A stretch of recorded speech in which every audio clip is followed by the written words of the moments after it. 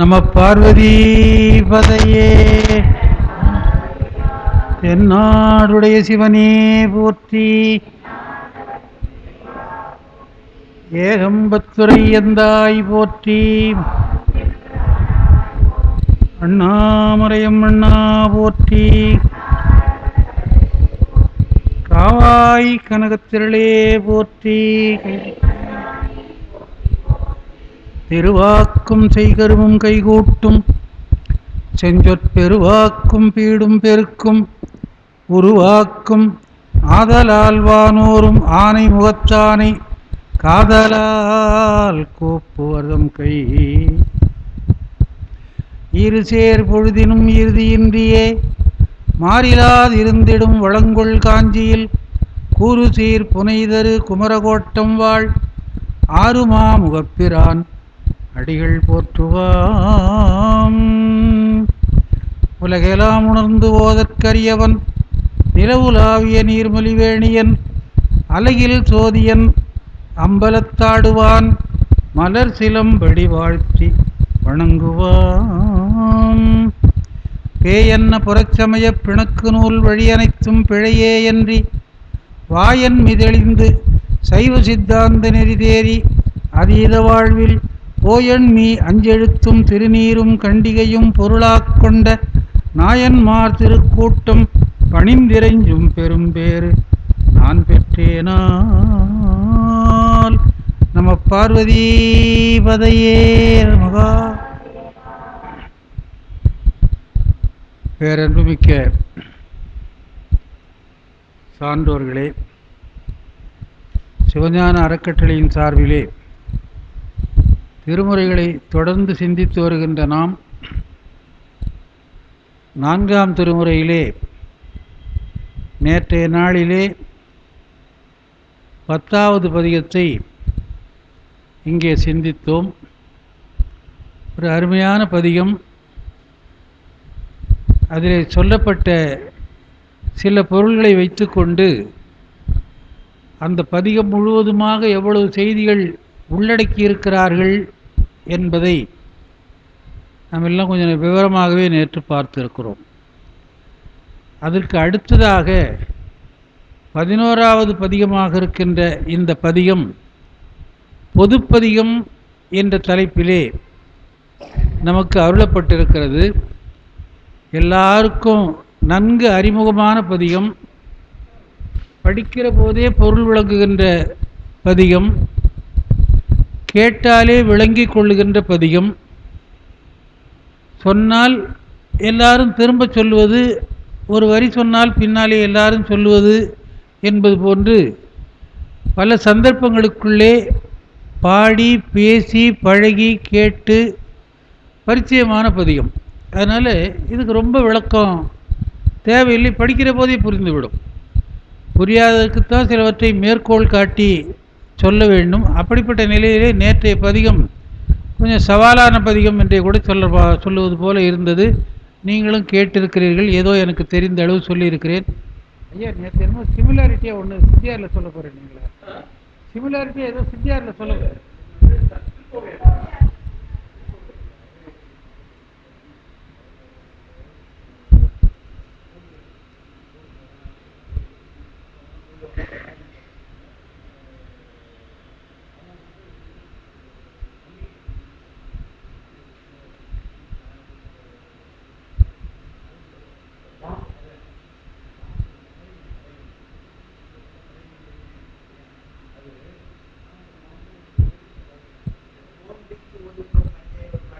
ஆமாங்க,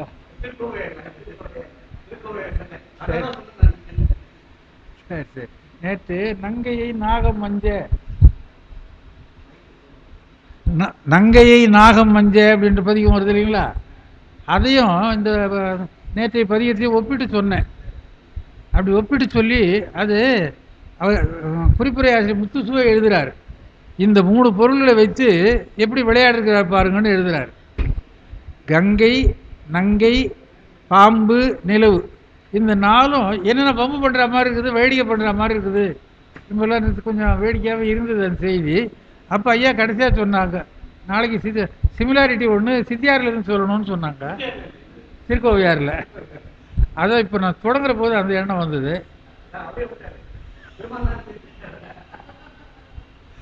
அவர் தரிசித்தாலே இது வந்துடும். தேடி கண்டு கொண்டேன். இன்றைய நாள் பொதுப்பதிகம் என்றிருந்தாலும் நமச்சிவாய திருப்பதிகம் என்ற தலைப்பையும் அந்த பதிகத்துக்கு இட்டிருக்கிறார்கள். நேற்று பதிகத்துக்கு தலைப்பு இல்லாவிட்டாலும் அது அடையாள திருத்தாண்டகமாக இருக்கிறது என்பதை காரணங்களோடு நாம் பார்த்திருக்கிறோம். அப்பர் பெருமான் சமண சமயத்திலே இருந்து சைவத்துக்கு வந்தபோது சமணம் அழிந்து விடுமோ என்று சமணர்கள் அஞ்சினார்கள். இன்றைக்கு என்ன நடக்கிறதோ அது ஒரு 12 நூற்றாண்டுகளுக்கு முன்னாலே 13 நூற்றாண்டுகளுக்கு முன்னாலேயே நடந்திருக்கிறது. ஒரு கட்சியிலே பிடிக்காமல் அடுத்த கட்சிக்கு போனால் அங்கே வரவேற்கிறவர்கள் என்ன பண்ணுறாங்க, முதல்ல ஒரு பதவி கொடுத்துருவாங்க, அப்போ தான் அவன் போக மாட்டான் அப்படின்ட்டு. அந்த மாதிரி சைவத்தை பிடிக்கலன்னு இல்லை, அதில் நல்ல கொள்கையில் இப்படி எது இருக்கிறது என்று ஆராய்ந்து பார்க்கிற போது கொல்லாமை என்ற ஒன்று சைவத்திலே இல்லை, அது சமணத்திலே இருக்கிறது. அதனால் அதுக்கு போகலாம் என்று துணிந்தார் என்றுதான் செய்தி நமக்கு வருகிறது. சேக்கிழார் ரொம்ப அருமையாக காட்டுகிறார். கொல்லாமை மறைந்துரையும் சமன் சமயம் குறுகுவார். எதுக்காக அந்த கட்சிக்கு போனார், அந்த மதத்துக்கு போனார், அந்த சமயத்துக்கு போனார் அப்படின்னா கொல்லாமை விரதத்தை உடையவர்களாக இருக்கிறார்கள். சமணர்களை பற்றி தெரியும். கொல்லாமை விரதம் கொண்டவர்கள். விளக்கு வைத்தால் விட்டில் பூச்சிகள் இறந்து விடும் என்று விளக்கு வைப்பதற்கு முன்னாலேயே எல்லாவற்றையும் முடித்து கொள்ளுகிறவர்கள். எங்கள் பாட்டி திட்டுவாங்க அப்பெல்லாம், சமணா விளக்கு வைக்கிற நேரத்தில் சாப்பிட்றீடா அப்படி வணக்கம்மா பலவற்றை சொல்லுவார்கள். நாங்கள் பள்ளிக்கூடத்தில் பச்சைபாஸ் ஹைஸ்கூலில் படிக்கிற போது ஒரு சோசியல் வாத்தியார் இருந்தார். சோசியல் ஸ்டடீஸ்க்கு மாரியப்ப நாயக்கர்னு பேர். அவர் சொல்லுவார், சமணெல்லாம் கொல்லாமல் இருக்கணும், சின்ன உயிர்களை கொல்லக்கூடாதுன்னு முன்னால் மயில் பீலியில் தடவிட்டே ரோட்டில் போவான். போகிற உயிர் அது மண்ணுக்குள்ளே மாட்டின்னு அது செத்து போடுவார். அந்த மாதிரி கொல்லாமை மறைந்துரையும் சமணத்துக்கு போனதுனாலே அவர்கள் தங்களின் மேலாம் தர்மசேனர் என்ற பட்டம் கொடுத்தார் என்பதை சேக்கிழார் சொல்லுகிறார். அதுக்கப்புறம் என்ன நடந்தது என்ற வரலாறுலாம் நமக்கு தெரியும். வந்த பின்னாலே சமணத்தை நீங்கி சைவத்திலே சேர்ந்து விட்டதனாலே நம்முடைய மதம் அழிந்து விடுமோ என்ற அச்சத்தினாலே அப்பொழுது அரசனாக இருந்த மகேந்திர பல்லவனிடத்திலே கேட்டு செய்வது போல பல செயல்களை செய்தார்கள். எல்லாருக்கும் தெரிந்தது. 4 செயல்களாலே அப்பரை அழித்துவிட எண்ணுகிறார்கள். முதல்ல நீற்றறையில் எல்லாருக்கும் தெரியும்.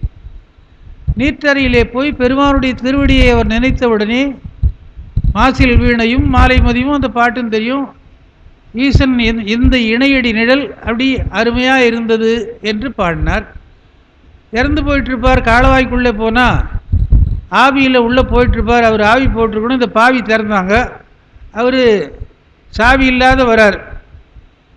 அப்படி வர்றதுனாலே அடுத்து என்ன பண்ணலாம் என்று யோசித்தார்கள். பால் சோறு விஷங்கலந்தது. விஷங்கலந்த பாற்சோறு கொடுத்தார்கள். அப்போ அவர் என்ன சொன்னார், உலகத்தையே அழிக்க வருகின்ற விஷத்தை பெருமான் உண்டு சாகாமல் இருக்கிறார் என்று சொன்னால் இந்த விடம் நமக்கு என்ன செய்ய போகிறது? நஞ்சும் அமுதாம் எங்கள் நாதன் அடியார்க்கு என்று வெஞ்சமணர் மிசைவித்த பாலடிசில் அறிந்தினார் என்று சேக்கிழார் பாடுறார். அதனாலே விஷம் நம்ம ஒன்றும் பண்ணாது. சிவபெருமான் பெரிய விஷம் உண்டவன், அதை விட பெரிய விஷமா இது. அதனால் நாதன் அடியாருக்கு அது அமுதாகும் என்று சாப்பிட்டார். நல்லா உட்காந்துங்கிறார், இறக்கலை. அதுக்கப்புறம் பார்த்தார்கள், யானையின் காலிலே இடறுவது என்று முடிவு பண்ணார்கள். எல்லாம் தெரிஞ்ச செய்தி தான். அப்போ அந்த யானையை அரசனுடைய அனுமதியோடு ஏவுகிறார்கள். தலையை தட்டிட்டு வரணும், புதைச்சி வச்சு அப்பர் பெருமானை பூமியில் புதைச்சி வச்சு தலையில் இந்த காலால் இடறினால் தலை தனியாக வந்து விடும் என்ற நிலையிலே அந்த கொடுமைக்கு ஆளாக்க வேண்டும் என்று கொலைக்களித்தை விடச் சொல்லுகிறார்கள். சேக்கிழார் ரொம்ப அருமையான வார்த்தை சொல்கிறார். கோபாதிசயமான கொலைக்களித்தை விட்டார்கள். கோபம், அதில் அதிசயமான கோபம் வருமா அந்த யானைக்கு? யானை எப்படிப்பட்டதுன்னு நமக்கு எல்லாரும் தெரியும் தானே. யானை அறிந்தறிந்தும் பாகனையே கொல்லும். அப்படி எவ்வளோ வளர்த்தாலும் கொல்லக்கூடியது. அது பகைவன் என்று சொன்னால் என்ன எப்படி இருக்கும்? சேக்கிழார் அந்த வர்ணனை சொல்கிறது ரொம்ப படித்தா வேடிக்கையாக இருக்கும், வியப்பாகவும் இருக்கும். அப்படிப்பட்ட வர்ணனையை சொல்லி அது கொல்ல வந்தவர்களையே, கொல்ல அனுப்பியவர்களையே கொன்று திரும்பி வந்தது என்று சொல்லுகிறார். மூணுத்திலையும் தோல்வி. நாலாவது என்ன பண்ணலாம் என்று யோசிக்கிறார்கள். கல்லினோடு கட்டி கடலிலே விட்டு விட்டால் அதற்கு மேலே அவராலே மீண்டு வர முடியாது என்று முடிவு செய்கிறார்கள். அந்த முடிவை செய்து செயல்படுத்துகிறார்கள். இந்த 4 சோதனைகளிலே 2 சோதனை பற்றி அப்பர் அவரே அதிகாரபூர்வமாக சான்று நமக்கு கொடுக்கிறார். 2 செய்திகளுக்கு அப்பருடைய தேவாரம் நமக்கு கிடைக்கிறது. கல்லினோடு எனை பூட்டி அமன் கையர் ஒல்லை நீர் புக நூக்க என் வாக்கினால் நெல்லு நீழ்வயல் நீலக்குடியரன் நல்ல நாமும் நவின்றி உய்ந்தேன் அப்படின்னு பாடுறார். நீலக்குடி, திருநீலக்குடி என்று ஒரு பதிகம் என்று பாடல் பெற்ற ஒரு தலம். அது திருவாவடுதுறை ஆதீனத்தினுடைய கட்டுப்பாட்டில் இருக்கிற கோயில். நெல்லு நீழ்வயல் நீலக்குடி என்று சொல்வதற்கு ஏற்ப ஒரு அழகான கோயில் கும்பகோணத்துக்கு பக்கத்தில் இருக்கிறது. அங்கே போய் திருவாவடுதுறைக்கு போகலாம். கோயிலுக்கு எதிரே ஒரு பெரிய அழகான குளம், சுற்றிலும் நெல்வயல்கள் இருக்கிறது. நெல்லு நீழ்வயல் நீலக்குடி, இன்னைக்கு சென்னலக்குடி என்று அதற்கு பெயர். தென்னலக்குடி, திருநீலக்குடி என்பது தென்னலக்குடி என்று ஆகி, நீலக்குடின்னு கேட்டாலோ திருநீலக்குடி என்று கேட்டாலோ கொஞ்சம் யோசனை பண்ணுவார்கள். சென்னலக்குடி அப்படின்னு சொன்ன, தென்னலக்குடினா எல்லாரும் சொல்லுவார்கள். அப்படித்தான் எல்லாரும் நாம் பாடுகின்ற ஒரு தலம். கும்பகோணத்திலிருந்து வரும்போது பாட்டு ஞாபகம் வரல, பேர் ஞாபகம் வரல. அதாவது கொண்ட தவம் கொண்டு குறிப்பினோடு சென்ற கலையநல்லூர். ஆனால் அந்த ஊருக்கு கலையநல்லூர்னு பேர் இல்லை, சாக்கோட்டைனா தான் எல்லாருக்கும் தெரியும். அது மாதிரி சில எல்லாம் பேர் மறைஞ்சு போயிருக்குது. அந்த தலத்தில் பாடுகிறார். கல்லினோடு அமன் கையர், கல்லினோடு என்னை பூட்டி அமன் கையர் ஒல்லை நீர்புக நூக்கையன் வாக்கினால் நெல்லு நீழ்வயல் நீலக்குடியரன் நல்ல நாமும் நவிற்றி உய்ந்தேன் என்று பாடுகிறார். இது கல்லிலே கட்டி கடலிலே விட்ட செய்தியை சொல்லுகின்ற ஒரு பாட்டு. இன்னொன்று திரு நனிவள்ளி என்ற ஒரு ஊர். அப்பர் பெருமான், இந்த ஞானசம்பந்த பெருமானுடைய பாட்டனார் வீடு என்று சொல்லுகிற வழக்கம். செம்பனார் கோயிலிருந்து திருக்கடவுருக்கு வலப்பக்கம் திரும்பி போகணும், இடப்பக்கம் போனால் திருநெல்வேலி. பாலையை நெய்தல் பாடியதும் என்றதை பற்றி ஒரு சிறப்பு வரும்.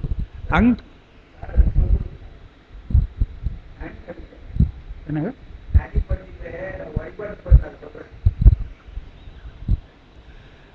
அதெல்லாம் பேர் இருக்கணும். அதில் அங்கே என்ன பண்ணார், துஞ்சிருள் காலை மாலை தொடர்ச்சியை மறந்திராதே அஞ்செழுத்து ஓதி நல்ல அரணடிக்கன்பதாகும் வஞ்சனை பார்ச்சோராக்கி வழக்கில்லா அமணரிட்ட நஞ்சு அமுதாக்குவித்தான் நனிவள்ளி அடிகளாரே என்பது அப்பர் பெருமானுடைய வாக்கு. திருநாவுக்கரசுடைய பாட்டில் என்ன சொல்லுகிறார்? காலை மாலை தொடர்ச்சியை மறந்திடாமல் தொடர்ந்து அஞ்செழுத்தை சொல்லிக் கொண்டு வந்தால் எந்த ஆபத்தும் நீங்கும் என்ற வகையிலே அந்த பாடலை அருளி செய்கிறார். துஞ்சிருள் காலை மாலை தொடர்ச்சியை மறந்திராதே அஞ்செழுத்து ஓதி அரணடிக்கு அன்பராக வேண்டும். அப்படி ஆனால் வஞ்சனை, ஆனால் என்ன செய்தார் எனக்கு பெருமான் என்று பாடுகிறார். வஞ்சனை பார்ச்சோராக்கி வழக்கில்லா அவனர் என்று பாடுகிறார். பெரியவர்கள் வாக்கு சிலதெல்லாம் அப்படியே பலிக்கும் என்று சொல்வது போல பின்னாலே சமணர்களே இல்லாமல் போனார்கள் என்பதை பார்க்கிறோம். ஆனால் கடைசி இப்போ ஒரு 50 ஆண்டுகளுக்கு முன்னாலே கூட சமணர்கள் நம்ம பக்கத்தில் இருந்தார்கள். இந்த மேட்டுத்தெருலாம் அவர்கள் தேர்வு தானே, சமணர்கள் தான் முழுக்க. அதில் ஒரு அனுபவம், என்னோடு உறவுக்காரர் ஒருத்தர் பொன் சண்முகனார் இருந்தால் அவர் பல பேருக்கு தெரியும். அப்போல்லாம் நிறைய நடக்கிறது. அவர் திருப்புக்குழியில் கடைசி காலத்தில் வாழ்ந்தார். திருப்புக்குழியிலேருந்து காஞ்சிபுரத்துக்கு நடந்தே வருவார், அது குறுக்கு வழியில் வருவார்.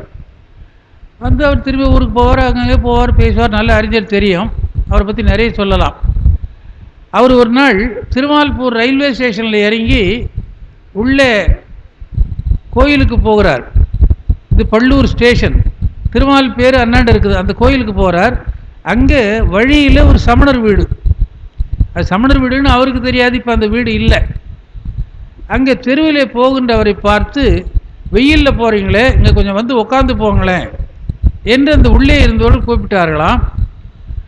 கூப்பிட்டார்கள், திண்ணையிலே உட்கார வச்சார்கள். அதுதானே அன்றைக்கி திண்ணை கட்டி வச்சாங்க. உள்ளே இருந்து தண்ணீர் கொண்டு வந்து கொடுத்தார்களாம். இவரும் குடிச்சிட்டார். குடிச்சிட்டு உட்காந்துருக்கிறார். கொடுத்தவங்க உள்ளே போயிட்டாங்க. கொஞ்சம் நேரம் பொறுத்து இவர் எழுந்திருக்கிறாரா, இவர் எழுந்திருக்கவே முடியலையாம். அது என்ன மந்திரம் செய்தார்கள் என்று அவரால், மந்திரம் என்று புரிகிறதா, அது என்ன பண்ணார்கள்னு தெரியலையாம். கொஞ்ச நேரம் பெருமானை எண்ணி இருந்து கொஞ்சம் வேகமாக எழுந்தாராம். அப்போ தான் அவரால் எழுந்துக்க முடிந்ததாம். அதனாலே சமணர்கள் மந்திரத்திலே வல்லவர்கள், வஞ்சனை செய்கிறவர்கள் என்பது ஒரு வழக்கு. வஞ்சனை பாற்றோராக்கி வழக்கில்லா அமணரிட்ட நஞ்சு அமுதாக்குவித்தான் நனிவள்ளி அடிகளாரே என்று சொல்லுகின்ற தன்மை பார்க்கிறோம்.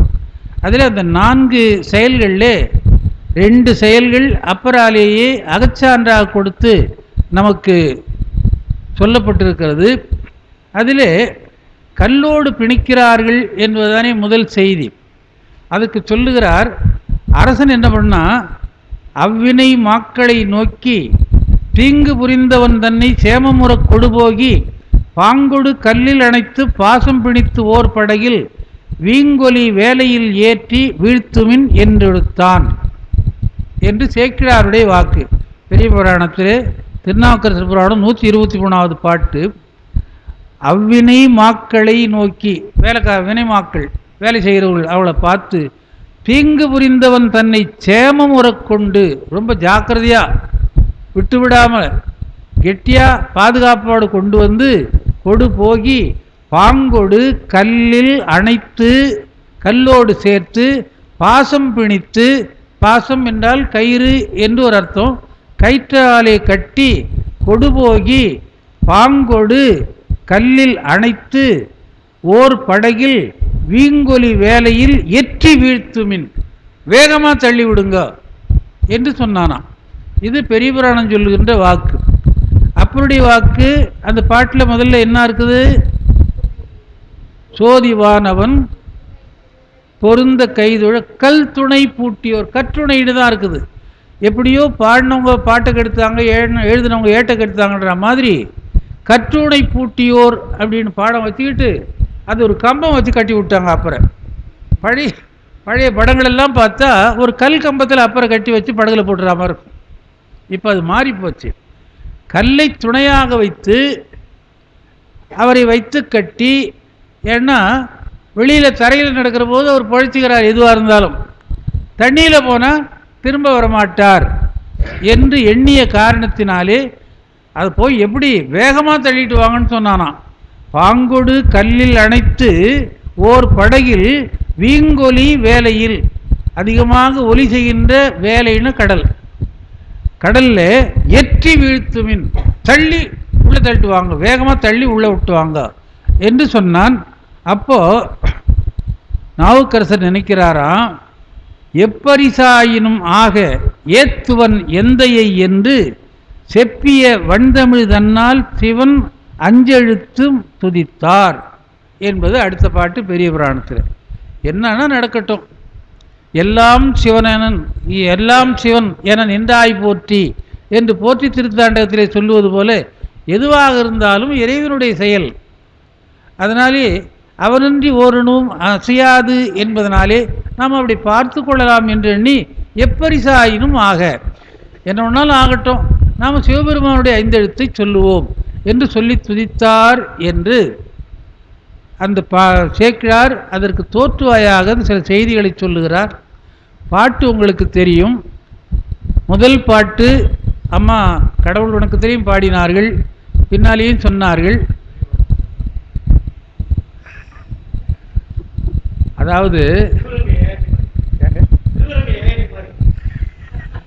அதாவது ஒன்றும் இல்லை, உங்களுக்கு எடுத்து கொடுத்தா கொஞ்சம் வேகம் வரும் இல்லைங்களா, அந்த மாதிரி அவங்க முன்னோடி.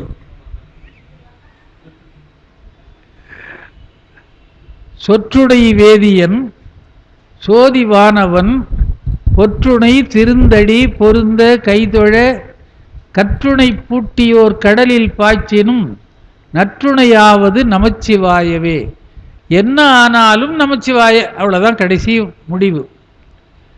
சொல் துணை வேதியன் என்று முதலிலே அந்த பதம் பிரிகிறது.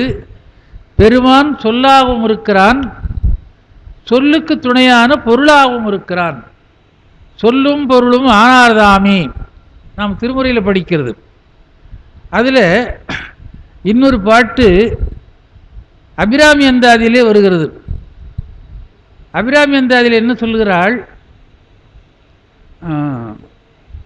ஆமா, சொல்லும் பொருளும் என நின்ற துணைவருடன் புல்லும் பரிமள பூங்கொடியே என்று பட்டர் பாடுகிறார்.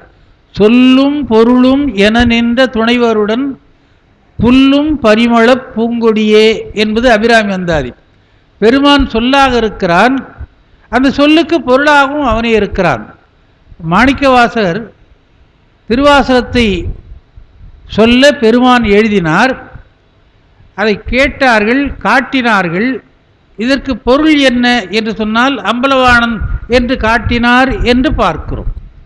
அதனாலே வாசகன் உரைத்த வாசகம் அதற்கு வாத்தியம் சிவன் என்று 4 மாலையிலே எழுதுகிறார் சிவபிரகாசர். அதனால் சொல்லாகவும் இருக்கிறான், பொருளாகவும் இருக்கிறான்.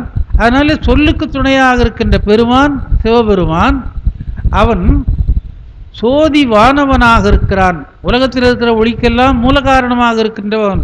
சோதியே சுடரே சூழொளி விளக்கே சுரிகுழல் பனைமுலை படந்தே தெரியும் எல்லாருக்கும். ஆதியும் அந்தமும் இல்லா அரும்பெரும் சோதி அதை யாம் பாட கேட்டையும் என்று மார்கழி மாதத்திலே பாடுகிறோம். சோதி வானவனாக இருக்கிறான். வானவன் என்ற சொல்லுக்கு ஒரு அருமையான குறிப்பை எழுதினார். அழியாத வீட்டுலகினன் என்று எழுதினார். வீடு என்பது என்றைக்கும் மாறாதது, வீடு வேறு நிலையானது. அதுதான் நேற்று சொன்னேன்.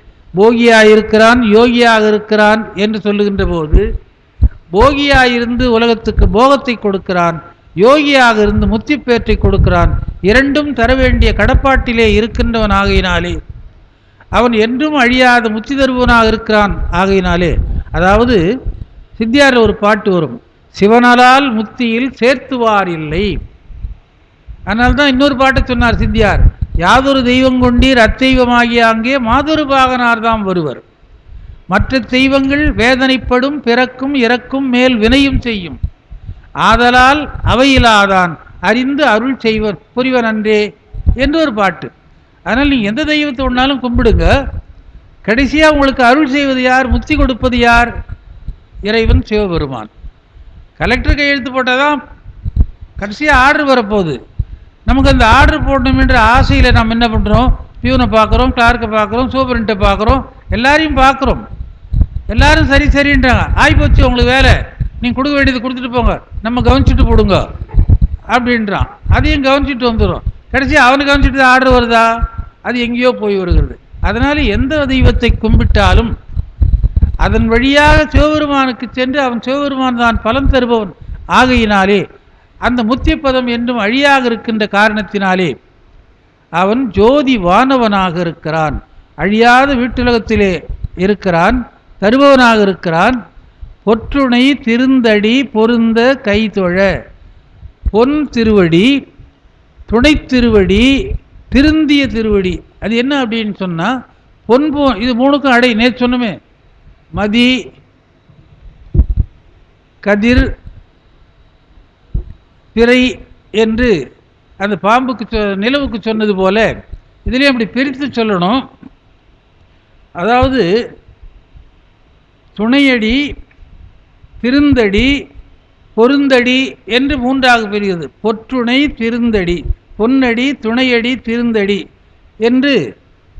அது இணை என்று சொன்னாலே அது எப்பவுமே இணையடி, இணையார் திருவடி என் தலைமையில் வைத்தலுமே, இரண்டும் சேர்ந்தது தான் நமக்கு அருள் செய்வது. ஆகையினாலே பொற்றுணை, திருந்தடி, பொருந்த கைதொழ. அப்போ என்ன ஆகிறது, நீ என்னென்ன பண்ணிக்கோ. கல் துணை பூட்டி, கல் துணை பூட்டி தான், தூணை இல்லை, கல் துணையாக கல்லை வைத்து அதிலே கட்டி. இதுதான் சேக்கிழார் மிக அருமையாக சொல்கிறார். இருவினை மும்மலக்கல் ஆர்த்தலின் என்று சொல்லுகிறார்.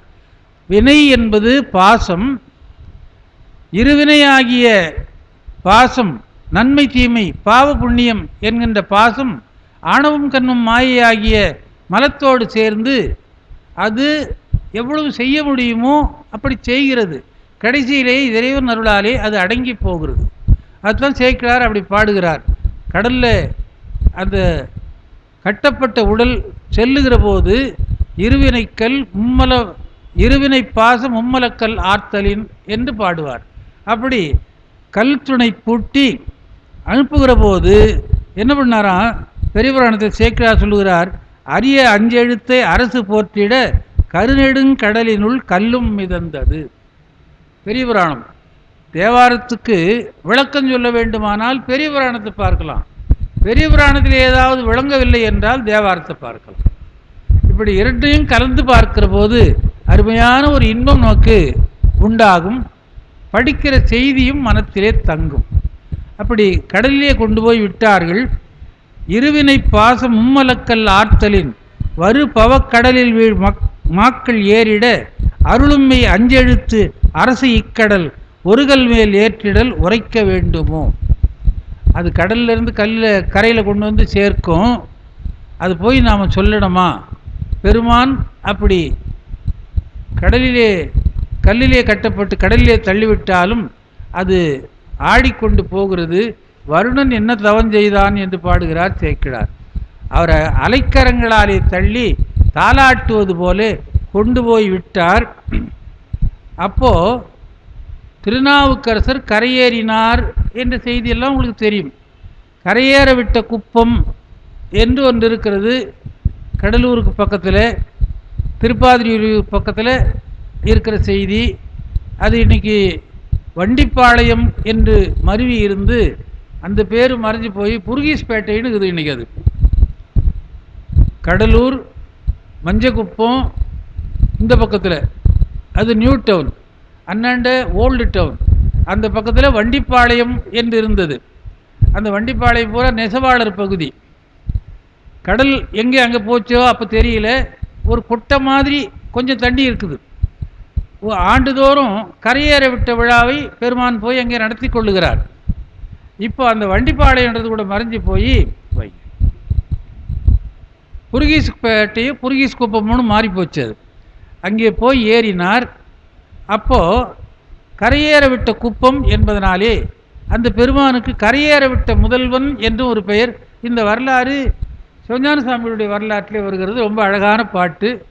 காஞ்சிபுரம் வருகிறார். நாம் செய்த புண்ணியத்தினாலே நேற்றும் காஞ்சிபுராணத்தை பற்றி சொன்னேன். அது ஒரு 3.5 வருஷம் 4 வருஷமாக என் மனசிலேயே ஊறி போச்சு.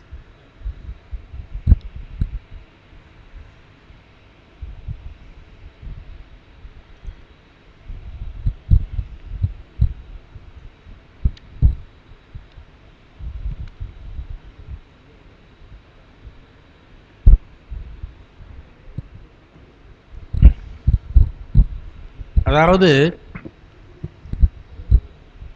சிவஞான சுவாமிகள் நம் ஊரிலே வந்து தங்கி இருந்தது. நாமெல்லாம் நம்முடைய முன்னோர்களெல்லாம் எத்தனையோ பிறப்பிலே செய்த தவம். ஒரு அறிவுக்கடல், அறிவு களஞ்சியம் காஞ்சிபுரத்திலே இருந்தது. அதை ஒட்டி வந்த அறிவுக்களஞ்சியம் அறிவுக்கடலும் அவருடைய சீடராக கச்சியப்ப முனிவராக இருந்தது. அதற்கு உரை எழுதியதற்கு கிடைத்த ஒன்று அறிவு மாக்கடல். ஏன்னா எனக்கு நினைக்கிற போதெல்லாம் ஒரு மாதிரி மன நெகிழ்ச்சி ஆகிடும். 25 வயதுக்குள்ளே சாத்திரங்கள், தோத்திரங்கள், திருமுறைகள் எல்லாம் என்னென்ன இருக்கிறதோ எல்லாவற்றையும் படித்து, வடமொழியிலே ஆகமம், வேதம், உபனிஷதங்கள் எல்லாவற்றையும் படித்து, புராணங்கள் எல்லாம் படித்து, பாரதத்தை உதாரணம் காட்டுறார் காஞ்சி புராணத்தில். அது ஒரு நாள் பாலராவன் கேட்டேன், என்னப்பா பாரதத்தை எழுதுகிறாருன்னு. அவர் பாரதம் கூட கொஞ்ச நாள் சொன்னார் அப்படின்னு சொன்னாப்புல. அதுபோல் இலக்கியங்கள், இலக்கணங்கள் எல்லாவற்றையும் கற்று, ஏன்னா சிவஞான சுவாமிகளே வடமொழி தெரிந்து கொள்ள வேண்டும் என்ற அவாவினாலே திருவொற்றியூரிலே போய் வடமொழி கற்றுக்கொள்ள வேண்டும் என்று மணலி ராமகிருஷ்ண முதலியாருடைய பரம்பரையிலே இருந்தவரை கேட்டாராம். அவர் கேட்டு சொல்லுகிறேன் அங்கே இருக்கிற அந்தணர்களை என்று சொல்ல, பெரியவர் வந்து கேட்கிறாரே என்று அவர்களுக்கு ஒரு பக்கம் அச்சம். அந்தணர்கள் அல்லாதவர்கள் வடமொழியை தெரிந்து கொள்ளலாமா, தெரிந்து கொள்ள வைக்கலாமா என்று ஒரு எண்ணம். நாங்கள் கேட்டு சொல்கிறோன்னு அவங்க சொன்னாங்க. விடவோலை சீட்டு போட்டு எடுத்தார்கள், கற்றுக் கொடுக்கலாம் என்று வந்தது, கற்றுக்கொண்டார் என்று வரலாறு. இவர் யார்கிட்ட போய் படித்தார்னு தெரியல. ஐயா அன்னைக்கு வேடிக்கையாக சொன்னார், நீங்கள் புலிசே நான் புலிசே, அவர் ஐயும் வரோம், அப்புறம் காஞ்சிபுரம் நாங்கள் அப்படின்னு. புலிசை என்பது மிகச்சிறிய கிராமம். கோனேரி விநாயகர் அங்கே காப்பாற்றி கொண்டிருக்கிறார். அந்த கிராமத்திலே திண்ணை பள்ளிக்கூடத்திலே தந்தையாரிடம் படித்த ஒரு பெருமகனார் எல்லாவற்றையும் படித்து, இப்போ இன்னைக்கு நான் இந்த பதிகத்தை சொல்கிறேன்னா ஒரு 4 நாளைக்கு இது மனசில் இருக்கும். ஒரு 10 நாள் பொறுத்து, ஐயாவே நீங்கள் அன்றைக்கி ஒரு பதிகம் சொன்னீங்களா, அது 3வது பாட்டு என்னன்னா, இருங்க வீட்டை போய் புத்தகத்தை எடுத்தாரேன்னு சொல்லுவேன் நான். ஏன்னா நமக்கு அவ்வளோதான் நினைவாற்றல். பலகால் பயின்று பலருடு சொல்லினும் கார்க்கூர் அல்லது பற்றலனாகும் என்று நன்னூல் இலக்கணம் வருகிறது. எவ்வளோ படித்தாலும் படித்தவங்களோடு சேர்ந்து பழகி அதையே பல நாள் சொல்லியிருந்தா கூட கால் பகுதி தான் தெரியுமா, மீதி 3/4 பகுதிக்கு அப்புறம் வேறு என்ன பண்ணணும் நன்னூல் இலக்கணம் சொல்லுது. இவர் எவ்வளோ தூரம் படித்திருப்பார், அது எவ்வளோ தூரம் சொல்லி இருப்பார், எவ்வளோ தூரம் ஞாபகம் வரும். எழுதுகிற போது இந்த இடத்துக்கு இதைத்தான் சொல்ல வேண்டும் என்று எழுதுகிற போது அது எவ்வளவு கூர்த்த அறிவு. அப்படி அந்த அறிவு பெட்டகமாக விளங்குவதை சிவஞான முனிவருக்கு சொன்ன விளக்கத்தினாலே தான் நாம் தெரிந்து கொள்கிறோம். நூலாசிரியருடைய பெருமை உரையாசிரியராலே விளங்கும் என்று சொல்வார்கள். திருக்குறள் இருந்தது, திருக்குறளுடைய பெருமை பல பேருக்கு தெரியல. பரிமேலழகர் வந்தார், திருக்குறள் ஆசிரியை பற்றி நன்றாக தெரிந்தது. சிவஞான முனிவர் இருக்கிறார், சிவஞான போதம் எழுதியாகிவிட்டது. அது ரொம்ப சுலபம். சிவஞான போதம் ரொம்ப எளிமையான நூல், ஒரு 5 நிமிஷத்துக்குள்ளே படிச்சிடலாம். 12 சூத்திரம் 40 வரி தானே, அதுக்கு உரையை படிக்கிறது தான் ரொம்ப கஷ்டம். அதற்கு உரை 700 பக்கத்துக்கு மேலே பாஷ்யம் என்று எழுதினார்.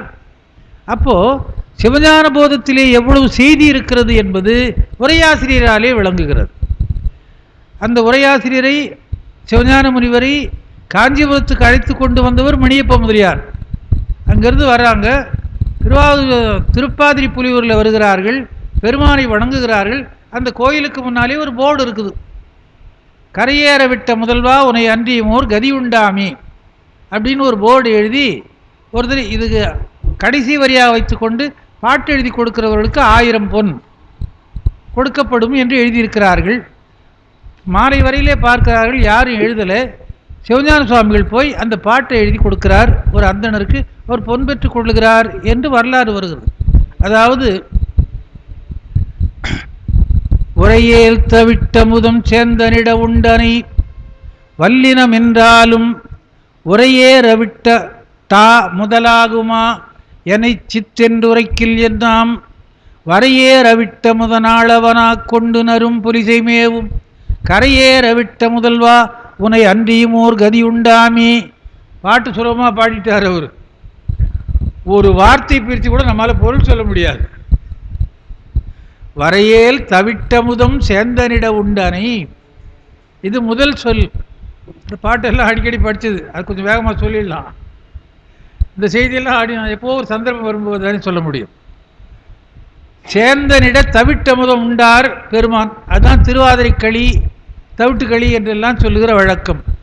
வரையேல் நீக்காமல், அதை விளக்காமல், தவிட்ட அமுதம் சேந்தன் கொடுக்க அதை உண்டனை, அவர் கொடுத்தது நீ சாப்பிட்ட, நான் அறிவுள்ளவன் என்று சொன்னால் ஏற்றுக்கொள்ள முடியுமா?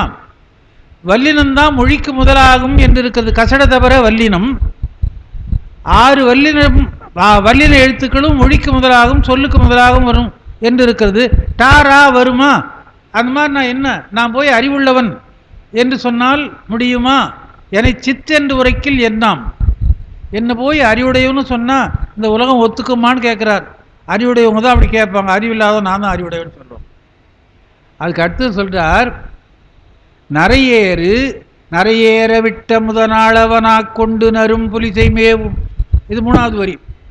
நரையேற விட்ட முதனாளவனாக் கொண்டு நரும்புலிசை மேவும். அது என்ன என்று சொன்னால், நரை ஏறு வெண்மையான ரிஷபத்தை, உனக்கு ரிஷபம் யார்? அவிட்ட முதலான ஆளானவன். அவிட்டத்துக்கு முதல் நாள் திருவோணம். திருவோணம் திருமாலுக்குரிய நட்சத்திரம். அந்த திருமால் இடமதாய் தாங்கினான் சாடலோ. திருமால் தானே ரிஷப வாகனம்.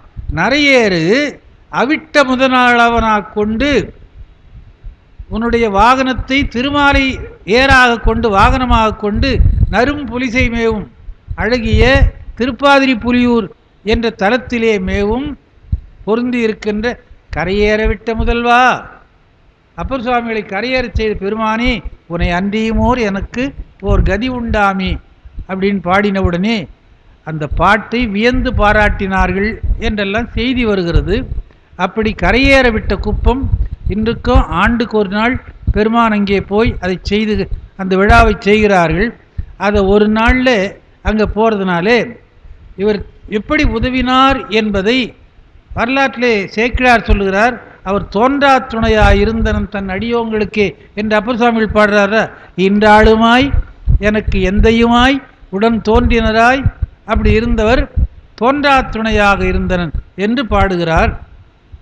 அப்போ அந்த மந்திரத்தை கேட்டவுடனே, அதாவது இந்த நமசிவாய மந்திரம், சிவானந்த மாலை, சிவானந்த லகரி என்றெல்லாம் பின்னாலே நிறைய பாடுகிறார்கள்.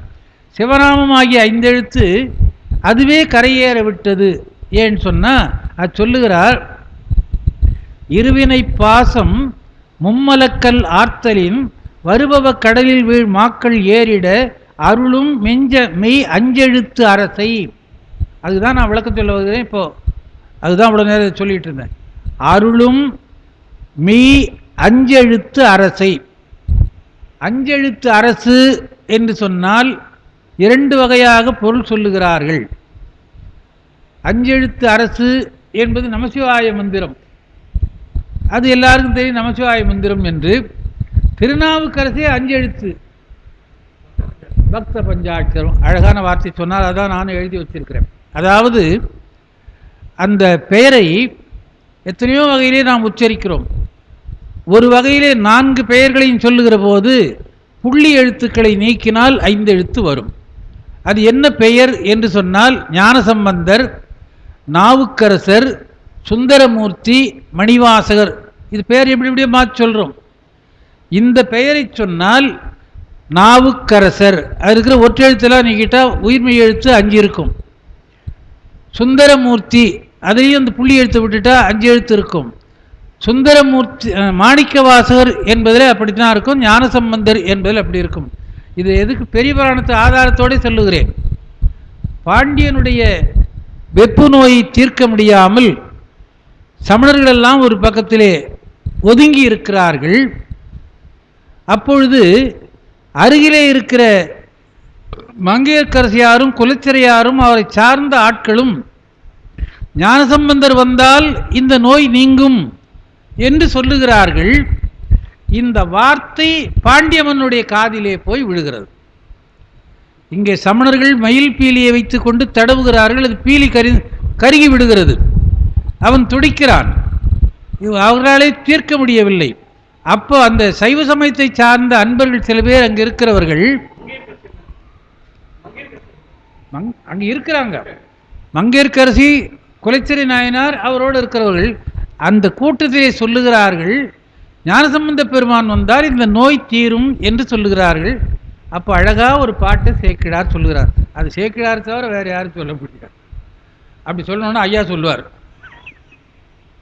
அதுபோல அந்த பாட்டை என்ன சொல்கிறார், மீனவன் செவியினோடு மெய்யுணர்வு அளிப்போர் கூற.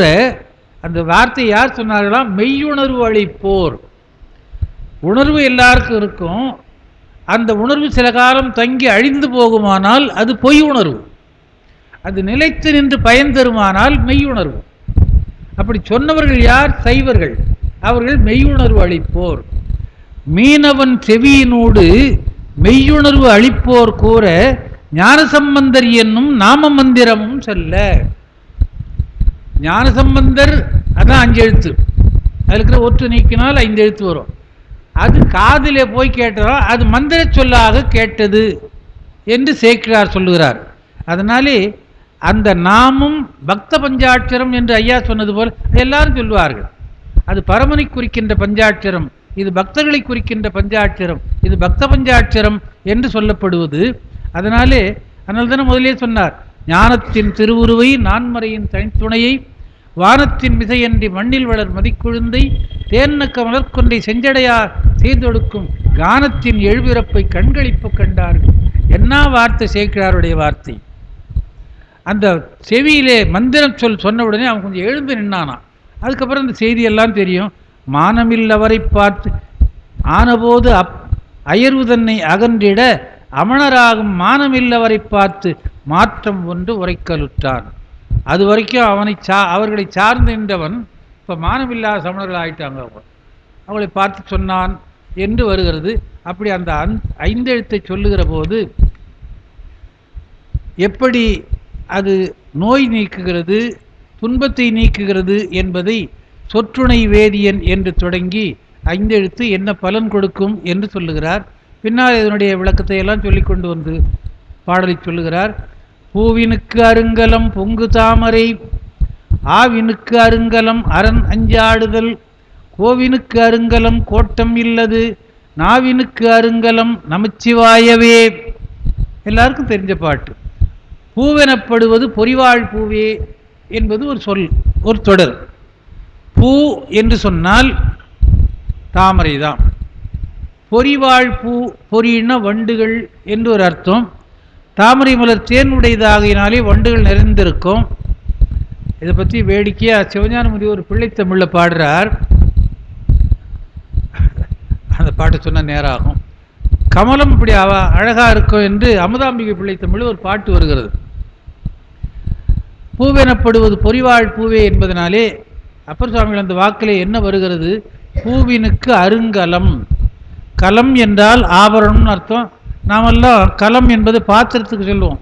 வீட்டில் முன்னெல்லாம் பழங்கலத்தில் போய் பார் அப்படின்வாங்க. இப்போ பழங்கலமும் கிடையாது, புதுக்கலமும் கிடையாது. அரிசி கொட்டி வைக்கிறதுக்கெல்லாம் பானை வச்சுருந்தாங்க. இப்போ பேக் மாட்டின்னு அந்த அம்மா வரும்போதே ஒரு 100 பொட்டலை வாங்கியாந்து அதை அப்படியே குக்கரில் கொட்டி இந்த பேப்பர் கீழே கொட்டானா அடுத்த நாள் அரிசி எங்கே இருக்குதுன்னு தெரியல.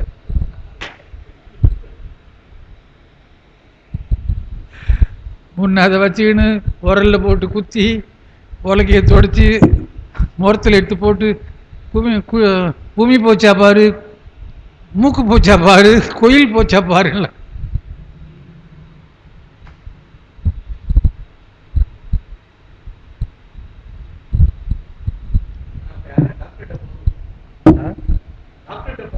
போறது இப்ப எல்லாம் போற போது அத்தியும் பார்த்துன்னு வந்துடுறாங்க. அதாவது சொல்லக்கூடாதுன்னு நினைச்சாலும் அதெல்லாம் வருது.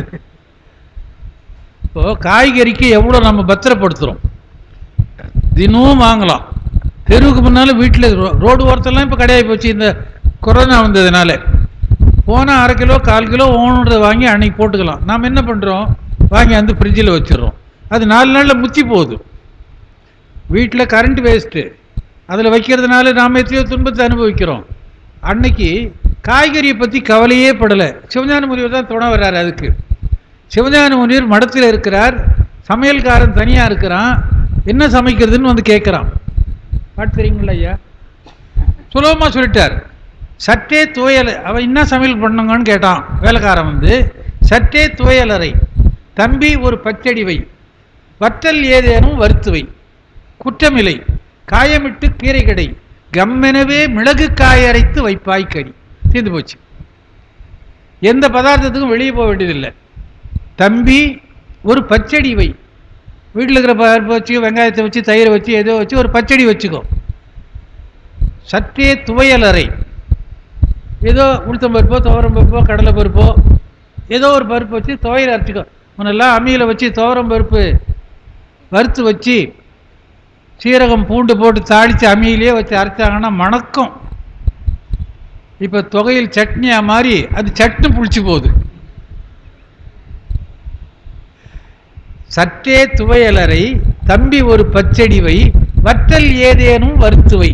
வீட்டில் பானையெல்லாம் நிறைய இருக்கும். அது கத்திரிக்காய் வத்தல், இது வெண்டைக்காய் வத்தல், அது சுண்டைக்காய் வத்தல், அது பாகக்காய் வத்தல், இது மாங்காய் வத்தல், எல்லா வத்தலும் இருக்கும். மழைக்காலத்தில் எந்த கவலையும் பட மாட்டார்கள். நாம் மழை வரப்போது 4 நாளைக்கு வச்சுக்கிறோம், அது அழுகி போகுது. ஏதாவது ஒன்று கீரை வீட்டில் இருந்துக்கிட்டே இருக்கும். அது முருங்கைக்கீரையோ அகத்திக்கீரையோ, பின்னால் தோட்டத்தில் அரைக்கீரையோ முளைக்கீரையோ ஏதோ ஒரு கீரை.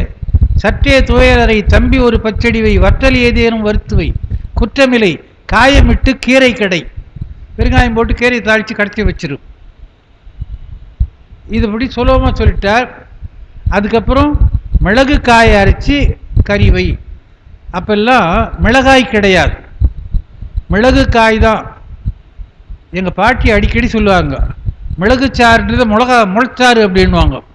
குரங்கு முளைச்சாறு குடிக்கிறது கொஞ்சத்தில் ஆகி போச்சாடுவாங்க. மிளகு சாறு என்பது வழக்கத்திலே மாறி போய் முளைச்சாருன்னுவாங்க. அதை மிளகு ரசம் என்று தான் பேர். இப்போது அதுக்கு ஒரு பொடி, அது நல்லெண்ணெய், அதுக்கு ஒரு வேறு ஏதோ ஒரு மசாலா பொடி, இதெல்லாம் வாங்கிட்டோம். அதனாலே சமையல் என்பது ரொம்ப எளிமை. அப்படி இருக்கிற நேரத்திலே எதை செய்ய வேண்டும் என்பதிலே வாழ்ந்ததினாலே எதுவும் கவலை இல்லாமல் இருந்தோம். அது போயிடுச்சு. பூவெனப்படுவது பொறிவாழ் பூவே. சிவஞான முனி வச்சா நிறைய கற்பனை போயிட்டே இருக்கு. அதனாலே பூவினுக்கு அருங்கலம் என்று சொன்னார்கள். அருங்கலம் என்றால் விலை மதிப்பில்லாத ஆபரணம் என்று பெயர். அப்படி ஆபரணம் போன்ற பூக்களுக்கு விளங்குவது தாமரை. ஆவினுக்கு அருங்கலம் அரண் அஞ்சு ஆடுதல்.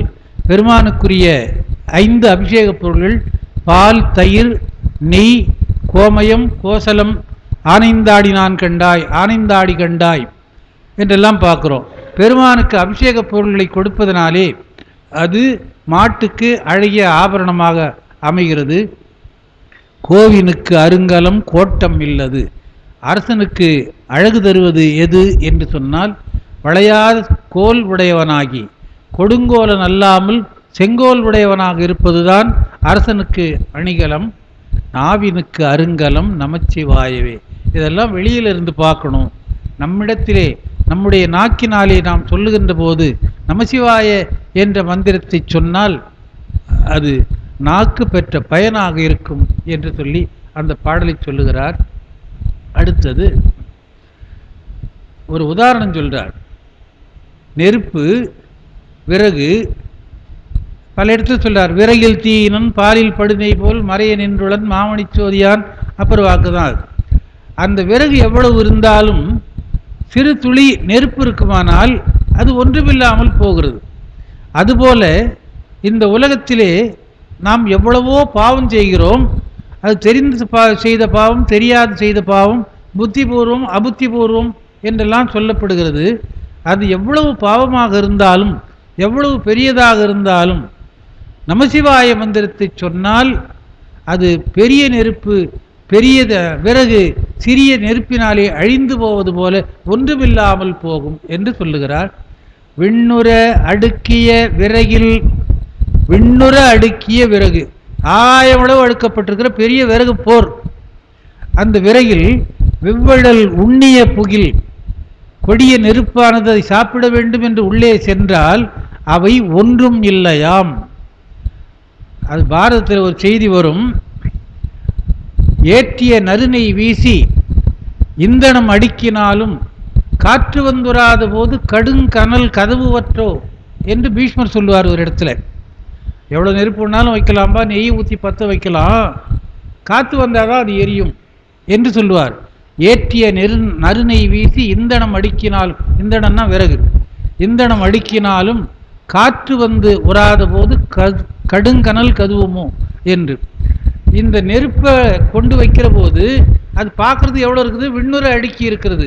இது உண்ண புகுந்தால் ஒன்றுமில்லாமல் சாம்பலாக அழிந்து கீழே விழுகிறது. அது சொல்லுகிறார். விண்ணுற அடுக்கிய விறகில் வெவ்வழல் உண்ணிய புகில் அவை ஒன்றும் இல்லையால் பண்ணிய உலகினில் பயின்ற பாவத்தை. அது என்ன பண்ணிய உலகு என்பதற்கு குறிப்பு எழுதுகிறார். பல உலகில் நம்ம எங்கே பிறக்கிறோட தெரியாது, பல இடங்களில் பிறக்கலாம். அந்த உலகத்திலே நாம் நினைத்து நினைத்து செய்த பாவங்கள், பண்ணிய உலகினில் பயின்ற பாவத்தை நன்னி நின்று அறுப்பது நமச்சிவாய். நாம் எவ்வளவோ பாவம் செய்திருக்கிறோம். அந்த பாவம் எப்படி இருக்கிறது? விறகு அடுக்கு போல ஆகாயத்தை அளவுகின்ற அளவுக்கு பெரும்பாவமாக இருக்கிறது. அதை அழிக்கின்ற தீ மிகச் சிறியதாக இருக்கிறது. பெரிய விறகு கட்டை, பெரிய அடுக்கி வைத்திருக்கிற விறகு கூட்டம் சிறிய தீயினாலே அழிந்து விடுவது போல பல பிறவிகளிலே பிறந்து பல இடங்களிலே பிறந்து தெரிந்தோ தெரியாமலோ புத்திபூர்வமாகவோ அபுத்திபூர்வமாகவோ செய்திருக்கின்ற பாவம் எவ்வளவாக இருந்தாலும் நமசிவாய என்ற ஒரு மந்திரத்தை சொன்னால் அதை அழித்துவிடும். ரொம்ப பெரிய செய்தியை எளிமையான உதாரணத்தில், எப்படி பெரிய விறகை சிறிய நெருப்பு அழிக்குமோ அதுபோல பெரும்பாவத்தை நமசிவாய என்கிற மந்திரம் அழித்துவிடும். அதான் சுருக்கம். விண்ணுற அடுக்கிய விறகில் வெவ்வழல் உண்ணிய புகிலவை ஒன்றுமில்லையால் பண்ணிய உலகினில் பயின்ற பாவத்தை நன்னி நின்று அறுப்பது நமச்சிவாயவே என்று. நன்னி நின்று என்று சொன்னால் நெருங்கி நின்றிருக்கிற பாவம், அடர்த்திருக்கிற பாவம், அந்த பாவத்தை நமசிவாய என்கின்ற 5 எழுத்து மந்திரம் தீர்த்துவிடும் என்று சொல்லுகிறார். அடுத்த பாடல்லே இடுக்கண் பட்டிருக்கினும் இறந்து யாரையும் விடுக்கில் பிரான் என்று வினவுவோமல்லோம் அடுக்கல் கீழ்கிடக்கினும் அருளின் நாமுற்ற நடுக்கத்தை தீர்ப்பது நமச்சிவாயவே. இங்கே ஒரு உதாரணத்தை சொல்லுகிறார். இடுக்கண் பட்டிருக்கினும், எவ்வளவு துன்பப்பட்டாலும், இடுக்கண் என்றால் துன்பம், துன்பம் வருகின்ற காலத்திலே கண் இறுகிவிடும். இடுக்கண் வருங்கால் நகுக திருக்குறள் இருக்கிறது. இடுக்கண் என்றால் கண் இடுங்குவதனாலே வருகின்ற செயல், வருகின்ற அந்த துன்பம் வருகின்ற போது ஏற்படுகின்ற உடல் வேறுபாடு. அந்த இடுக்கண் பட்டு இருக்கினும் இறந்து யாரையும் விடுக்கில் பிரான் என்று வினவுவோம் அல்லோம். துன்பம் வருகின்ற போது கூட மற்றவர்களை போய் அவர்கள் பெரிய தெய்வங்கள் என்று எண்ணி அவர்களை நாம் வணங்குவது இல்லை. ஏன் என்று சொன்னால், சில நேரங்களில் சில பேரிடத்தில் உதவி கேட்போம். அந்த உதவி அப்பொழுது தேவையாக இருக்கும். ஆனால் அந்த உதவிக்கு மேலேயும் சில நேரங்களிலே உதவி தேவைப்படும். அது பெரிய உதவியாக யாரிடத்திலே இருந்து வரும் என்று சொன்னால், பெருங்கடவுளாக இருக்கின்ற பிறவாயாக்கை பெரியோராக இருக்கின்ற பெரியவரிடத்திலே இருந்து வரும். அதனாலே துன்பப்படுகிற போது குட்டுப்பட்டாலும் மோதிர கையால் குட்டு போடணும் என்று சொல்லுவது போல ஒரேடியாக பெரிய இடத்துல போய் சேர்ந்துட்டா துன்பம் தீர்ந்து போய்விடும் என்பது போல என்ன சொல்றார்? விடுக்கில் பிரான் என்று வினவுவோம் அல்லோம். நீங்க என்னை காப்பாற்ற முடியுமா என்று அவர்களை கேட்பதில்லை. அது எது போல என்று சொன்னால், அடுக்கல் கீழ் கிடைக்கினும் அருளின், அடுக்கல் என்றால் மலை, மலை கீழே ராவணனுடைய செய்தியை நினைவுபடுத்துகிற மாதிரி இருக்குது பாருங்க. அடுக்கல் கீழ் கிடைக்கினும் அருளின் நாமுற்ற நடுக்கத்தை தீர்ப்பது நமச்சிவாயவே. நாம் கொள்ளுகின்ற துன்பத்தை தீர்ப்பது எது என்று சொன்னால் நமச்சிவாய என்கிற மந்திரம்தான். ராவணன் மலைக்கு கீழே அகப்பட்டு கொண்டான், மேலே இருந்த பெருமான் அருள் செய்தான். கீழே துன்பப்படுகிறவளை பெருமான் மேலிருந்து காப்பாற்றுகிறான் என்பது போல ஒரு செய்தியை, அந்த கருத்தை உள்ளே வைத்து நமக்கு எந்த துன்பம் வந்தாலும் பிறரை யாதொரு தெய்வம் கொண்டீர் நம்ம முதல்ல சொன்ன மாதிரி பெருமானே வந்து உதவுகின்றவன் ஆகையினாலே நாம் எந்த துன்பப்பட்டாலும் இந்த நாமும் நம்மை காப்பாற்றும். வேறு யாரையும் போய் நாம் பிரான், அவன்தான் தலைவன் என்று வணங்க வேண்டியதில்லை என்று நம்முடைய நடுக்கம் 5 எழுத்தினாலே தீரும் என்று சொல்லி அந்த பாடலை முடிக்கிறார்.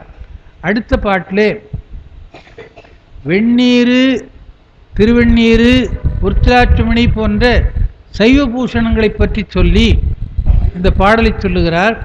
வெந்த நீரு அருங்கலம் விரதிகட்கலாம் அந்தணர்க்கு அருங்கலம் அருமறை ஆரங்கம் திங்களுக்கு அருங்கலம் திகழும் நீழ்முடி நங்களுக்கு அருங்கலம் நமச்சிவாயவே. வெந்த நீரு அருங்கலம் விரதிகட்கு, விரதிகள் என்றால் விரதம் மேற்கொண்டவர்கள். நாம் எல்லாம் கூட விரதிகள் தான். என்ன, சில நேரங்களிலே சில கட்டுப்பாடுகளோடு இருந்து இறைவனை வணங்குவது, அவனுக்குரிய பூஜைகளை செய்வது என்று அந்த விதிகளை யார் மேற்கொள்ளுகிறார்களோ அவர்களெல்லாம் விரதிகள், விரதம் இருக்கிறவர்கள். விரதம்ன்ற சொல்லு நமக்கு சாதாரணமாக இருக்குது. கிருத்திகை விரதம், கேதார கௌரி விரதம், சோமவார விரதம் என்றெல்லாம் விரதங்களை பார்க்கிறோம். விரதம் என்று சொன்னால் கொள்கைன்னு அர்த்தம். நான் ஒரு விரதத்தை கடைபிடிக்கிறேன் என்றால் ஒரு கட்டுப்பாட்டில் இருக்கிறேன், ஒரு கொள்கையிலே இருக்கிறேன். செய்வதும் ஒரு கொள்கை, செய்யாமல் இருப்பதும் ஒரு கொள்கை. என்னானாலும் நாங்கள் வரமாட்டோம்பா, எதுவானாலும் நாங்கள் போய்த்தான் தீருவேன் என்று செய்வதும் ஒரு விதி, செய்யாமல் இருப்பதும் ஒரு விதி. அது விரதம் என்று சொல்லப்படுகிறது என்று சொல்லுகிறார்கள். அது அந்த விரதிகளாக இருக்கின்றவர்கள் என்ன செய்கிறார்களா, வெந்த நீற்றை அருங்கலமாக பூணுகிறார்கள். வெந்த வெண்பொடி பூசும் மேனியர் பாட்டு நமக்கு தெரியும். திருநீர் பசுவினுடைய மலத்திலே வந்து நம்முடைய மலத்தை தீர்க்கின்ற ஒரு இறைவனுடைய அடையாள சின்னம். அந்த வெந்த நீர் விரதிகட்கு அடையாளம்.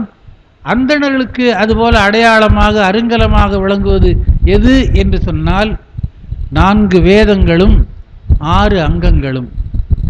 வேதம் அங்கம், வேதாங்கம், 4 வேதம் 6 அங்கம். இது அந்தணர்களுக்கு உரியது. அதனாலே அவர்களுக்கு அருங்கலமாக விளங்குவது அருமறை ஆரங்கம். திங்கள் என்ற சந்திரன் இருக்கிறான், எங்கெங்கோ இருக்கிறான், இருந்தாலும் அவனுக்கு அருங்கலமாக சேருகின்ற இடமாக இருக்கிறது எது என்று சொன்னால், நேற்றெல்லாம் இதை பற்றி தான் நிறைய சொல்லிக்கிட்டு இருந்தோம். திகழும் நீள்முடி, பெருமானுடைய திருமுடியிலே திங்கள் இருக்கிறதுனாலே அது தேவர்களாலும் தொழப்படுகின்ற புண்ணியத்தை பெற்றது என்று பார்க்கிறோம். அதனாலே பெருமானுடைய திருமுடி திங்கள் இருப்பதற்குரிய இடமாக, அந்த முடிக்கு அருங்கலமாக அது விளங்குகிறது. அப்படி எல்லாருக்கும் ஒன்று ஒன்று இருக்குது. நமக்கு என்ன, பக்தர்களாகிய சிவபெருமானுடைய அடியார்களாகிய சிவனை வணங்குகின்றவர்களாக இருக்கின்ற நமக்கு என்ன, நங்களுக்கு அருங்கலம் நமச்சிவாயவே என்ற 5 எழுத்து மந்திரம் நமக்கு விரதமாக கலமாக இருக்கிறது என்று சொல்லி, விரதங்கள் எதற்காக கொள்ளுகிறார்கள் என்றால், அகமாசு நீங்கி சித்தமலம் அறிவித்து சிவமாக்கி அணையாண்ட அத்தன் என்று சொல்வது போல பெருமான் திருவடியை அடைவதற்கு அந்த விரதங்கள் மேற்கொள்ளப்படுகின்றன. அந்த விரதிகளுக்கு அங்கமாக வெந்நீர் இருக்கிறது, நமக்கு 5 எழுத்து இருக்கிறது என்று அந்த பாடலை முடிக்கிறார். அடுத்த பாட்டிலே சொல்லுகிறார், அதாவது விபூதி பூசின உடனே பெருமானுடைய ஞாபகம் வரும் என்பதனாலே தான் விபூதி பூசுகிறார்கள் என்று ஒரு இடத்திலே வருகிறது. திருவெண்ணீர் இறைவன் திருவுருவத்தை மறக்காமல் நினைவிக்கப்படுவது என்று சொல்லி ஒரு குறிப்பு வருகிறது. அடுத்த பாட்டிலே, சலமிலன் சங்கரன் சார்ந்தவர்கட்கெல்லால் நலமிலன் நாடொரும் நல்குவான் நலன் குலமிலராகிலும் குலத்துக்கு ஏற்பதோர் நலமிக கொடுப்பது நமச்சிவாயவே. சலமிலன் சங்கரன், நேற்றே இந்த சங்கரன் என்ற பெயருக்கு விளக்கம் சொன்னேன். நன்மையை செய்கின்றவனுக்கு சங்கரன் என்று பெயர். சம் கரன், கரன் என்றால் செய்பவன் என்ற அர்த்தம். சம் என்றால் நன்மை. அதுதான் வடமொழியில் சொல்வார்கள், சங்கரோகா சங்கரோதிதா சங்கரா, நன்மையை செய்பவன் சங்கரன் என்று. சங்கரனே நின்பாதம் போற்றி போற்றி, அதுதான் முதல் வரி தொடங்குகிற போதே. ஏன்னா எல்லாரும் விரும்புவது நன்மையைத்தான். அப்படி நன்மை விரும்புவதனாலே அவனை சங்கரன் என்ற பெயராலே அழைக்கிறோம். காஞ்சி புராணத்தில் விளக்கம் சொல்லுகிறார் சிவஞான முனிவர். அதற்கு விளக்கத்தை நம்முடைய பெரும்புலவர் முதுபெரும்புலவர் எழுதியிருக்கிறார்கள். சலமிலன் சங்கரன், சலம் என்ற சொல்லுக்கு வஞ்சனை என்று ஒரு பொருள். பெருமான் வஞ்சனை இல்லாதவன். யாருக்கு வஞ்சனை இல்லாதவன்? சார்ந்தவர்களுக்கு, தன்னை சார்ந்தவர்களுக்கு, உள்ளன்போடு நினைப்பவர்களுக்கு.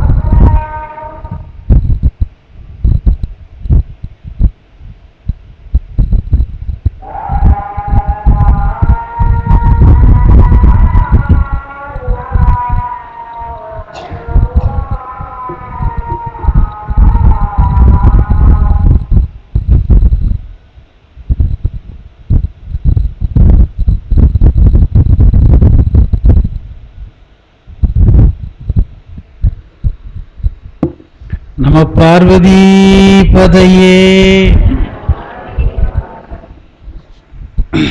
சலம் என்பதற்கு வஞ்சனை என்று ஒரு பொருள், மாறுபாடு என்று ஒரு பொருள்.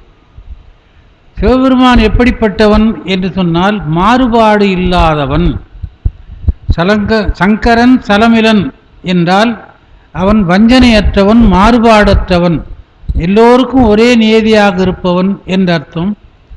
சலமிலன் சங்கரன் சார்ந்தவர்க்கல்லால் நலமிலன். யாருக்கு நன்மை தருவான் என்று சொன்னால் தன்னை தேடி வருபவர்களுக்கு, தன்னை அடைந்தவருக்கு இன்பம் பெறுவான். உற்றவர்க்கு உதவும் பெருமானை ஊர்வதொன்றுடையான் உம்பர்கோனை என்று சுந்தரமூர்த்தி சுவாமிகள் பாடுறார். சென்ற இடத்திலே பெருமான் இருக்கிற இடத்துக்கு நாம் சென்றால் அந்த இடத்திலே இருக்கிற பெருமான் அருள் செய்வார். நாம் கூட ஒரு இடத்துல போய் ஒரு பலனை பெற வேண்டுமானால் அந்த பலன் எங்கே கிடைக்குமோ அங்கே போய்த்தான் பெறுகிறோம். இருந்த இடத்துல அது வர்றதில்லை. அதனாலே இதை சொல்லுகிறார், சார்ந்தவர்க்கு அல்லால் நலமிலன். தன்னை யார் வந்து தேடி நின்று வழிபடுகிறார்களோ சொல்லுகிறார்களோ அவர்களுக்கு நலத்தை செய்கிறவன். நாள்தோறும் நல்குவான் நலன். நாள்தோறும் இன்பத்தை கொடுப்பான். அதுதானே இன்பமே எந்நாளும் துன்பமில்லை என்று பாடுகிறோம். அதனாலே பெருமானை வழிபட்டால் நாள்தோறும் நல்குவான் நலன், நன்மையை தருவான், எல்லா நாளிலும் இன்பம் கிடைக்கும். குலமிலராகிலும் குலத்துக்கு ஏற்பதோர் நலமிக கொடுப்பது நமச்சிவாயவே. குலத்தினாலே இருந்து உயர்குலத்திலே தான் பிறந்து வழிபட வேண்டும் என்றும் தாழ்குலத்திலே வழிபடக்கூடாது என்றெல்லாம் வேறுபாடு கிடையாது. பெருமானுக்கு எல்லாம் ஒன்று. அப்பர் சுவாமிகள் அதை பாடுறார். அங்கங்குறைந்து அழுது தொழுநோயராய் ஆவுரித்து துன்றுழலும் புலையரேனும் கங்கைவார் சடைக்கறந்தார்க்கு அன்பராயின் அவர்கண்டீர் நாம் வணங்கும் கடவுளாரே என்று பாடுவார். யாராவது எப்படியாவது இருக்கட்டும், பெருமானுக்கு அடியவர்கள் என்றால் அவரே நாம் வணங்கக்கூடிய கடவுள் என்று சொல்வது போல, யாராக இருந்தாலும் உயர்ந்த குலத்திலே தாழ்ந்த குலத்திலே எங்கே பிறந்தாலும் அது தாழ்ந்த குலத்திலே இருந்து நல்ல குலம் என்று சொல்லாமல் போனாலும் குலமிலராகினும் குலத்துக்கு ஏற்பதோர் நலமிக கொடுப்பது நமச்சிவாயவே. அந்த கீழ்நிலையிலே இருந்தாலும் நமச்சிவாய மந்திரத்தை சொன்னால் அது உயர்ந்த நன்மையை கொடுக்கும். அப்படிப்பட்ட மந்திரம் இந்த திருவைந்தெழுத்து என்று சொல்லுகிறார். சங்கரன் தரும் நலன் அனைத்தையும் அவன் திருவைந்தெழுத்து கொடுக்கும் என்று ஒரு குறிப்பை எழுதுகிறார் முத்துசு அவர்கள். அதனால் அவன் கொடுக்கணும்னு இல்லை, அவனுடைய திருமந்திரமாக இருக்கிற ஐந்தெழுத்து மந்திரத்தை சொன்னாலே அது கிடைக்கும் என்று சொல்லுகிறார். அடுத்த பாடலிலே வீடினார் உலகினில் விழுமிய தொண்டர்கள் கூடினார் அந்நெறி கூடிச் சென்றலும் ஓடினேன் ஓடிச் சென்று உருவம் காண்டலும் நாடினேன் நாடிட்டு நமச்சிவாயவே என்று சொல்லுகிறார்.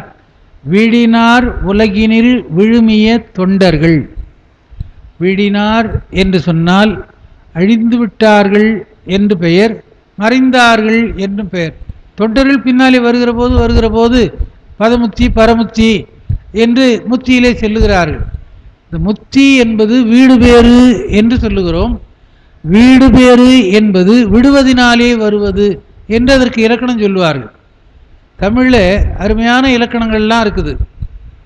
அதாவது விட்டால் அதற்கு பெயர் வீடு, பட்டால் அதற்கு பெயர் பாடு, கெட்டால் அதற்கு பெயர் கேடு. இப்படி நிறைய இருக்குது. விடுவது வீடு, படுவது பாடு, கெடுவது கேடு, சுடுவது சூடு. இதெல்லாம் ஐயா போல இலக்கணம் சொல்றவங்க சொல்லுவாங்க முதல் நிலை தெரிந்த தொழிற்பெயர். அப்படி உலக இன்பத்தை விட்டால் அந்த பற்றை விடுவது வீடு பேற்றை தரும். அது சொல்லுகிறார். வீடினார் உலகினில் விழுமிய தொண்டர்கள், உயர்ந்த தொண்டு செய்தவர்களெல்லாம் உலகப்பற்றை விட்டு பெருமான் திருவடியிலே முக்தி அடைந்திருக்கிறார்கள். கூடினார் அந்நெறி கூடிச் சென்றலும், இறைவனோடு கூடுகின்ற அந்த நெறியிலே நாம் செல்லுகின்ற போது அதை பெறுவதற்காக ஓடினேன் ஓடிச் சென்று உருவம் காண்டலும் நாடினேன் நாடிற்று நமச்சிவாயவே. பெருமானுடைய திருவடியை தேடிச் சென்று பெருமானுடைய உருவத்தை பார்க்கிற போது நாடினேன், அங்கே என்ன கிடைத்தது? நமச்சிவாய மந்திரம் எனக்கு உற்றது, அது வந்து சேர்ந்தது. திருவைந்தெழுத்தை அங்கே சொல்லுகிறோம் என்று சொல்லுகிறார். உலகப்பற்றை விட்டால் இன்னொரு பற்றை பெறலாம். உலகப்பற்று விடுவது பெறுவது இறைவன் பற்று. உற்றது பற்றென் அற்றது பற்றெனில் உற்றது வீடு சொல்லுகிறோம். பற்று விட்டால் இன்னொன்று கிடைக்கும், ஒன்று விட்டால் ஒன்று கிடைக்கும். அது பற்றை விட்டால் வீடு பேறு கிடைக்கும் என்பதனாலே நாடினேன் நாடிற்று நமச்சிவாயவே என்று சொல்லி நமச்சிவாய மந்திரத்தை அம்மந்திரமே என்னை ஆட்கொண்டது என்று சொல்லுகிறார். முக்கணன் நெறி நின்றால் அந்நெறி அனைவருக்கும் நன்னெறியாகும் என்று குறிப்பிடுகிறார்கள். சிவபெருமானுடைய நெறி எல்லாருக்கும் சிறந்த நெறியை காட்டுவது, சிறந்த வழியை காட்டுவது என்று அந்த திருவைந்த மந்திரத்தினுடைய சிறப்பை சொல்லுகிறார். இந்த பாட்டு எல்லா நிகழ்வுகளிலேயும் விளக்கேற்றுகின்ற போது பாடுகின்ற பாட்டு, எல்லாருக்கும் தெரிஞ்ச பாட்டு. இல்லக விளக்கது இருள் கெடுப்பது, பல்லக விளக்கது பலரும் காண்பது, சொல்லக விளக்கது சோதி உள்ளது, நல்லக விளக்கது நமச்சிவாயவே. நமச்சிவாய மந்திரத்தை நாம் உள்ளே கொண்டோமானால் அது எல்லாவற்றையும் தூய்மைப்படுத்துகின்ற விளக்கு போல ஒளி தருகின்ற ஒன்று. நாம் பல நேரங்களில் சொல்கிறோம், சாத்திரங்களில் சொல்லுகின்ற பேராசிரியர்களெல்லாம் சொல்லுகிறார்கள், ஞானம் வந்தால் அஞ்ஞானம் விலகும், இருளுக்கும் ஒளிக்கும் ஒன்றே இடம், ஒன்று மேலிடில் ஒன்று ஒளிக்கும். அப்போது சிவாய நமசிவாய என்கின்ற மந்திரத்தை சொன்னால் அது ஒளி வீசுகின்ற காரணத்தினாலே அஞ்ஞானமாகிய இருட்டு உள்ளே இருந்து அகன்று விடுகிறது. அதனாலே உடம்பாகிய கோயிலே உடம்புளே உத்தமன் கோயில் கொண்டான் என்று உடம்பினை முன்னிருந்து ஓம்புகின்றேனே என்று சொன்னது போல இந்த உள்ளத்திலே ஏற்றுகின்ற விளக்காக இருக்கிறது. அக விளக்கது. அது விளக்கு உள்ளே சென்றால் என்ன ஆகும்? இருள் கெடும். இருள் கெடுப்பது. பல்லக விளக்கது பலரும் காண்பது. நம்முடைய உள்ளத்திலே இருக்கிற ஜோதி நமக்கு மட்டும் தெரியும். அது பலரும் காண ஏற்றி வைத்தால் எல்லாரும் காணுவார்கள், எல்லாரும் வெளிச்சம் பெறுவார், எல்லாரும் இருள் நீங்க பெறுவார்கள். திருத்தொண்டர் புராணத்துக்கு அப்படி தானே சொன்னார் சேக்கிழார். பெயர்காரணம் சொல்லுகின்ற போது உலகத்திலே 2 இருட்டு இருக்குது. அன்பர்கள் மனத்திலே இருக்கிற இருட்டு ஒன்று, உலகத்திலே இருக்கிற இருட்டு ஒன்று. உலகத்திலே இருக்கிற இருட்டு புற இருட்டு, அன்பர்கள் மனத்திலே இருக்கிறது அக இருட்டு.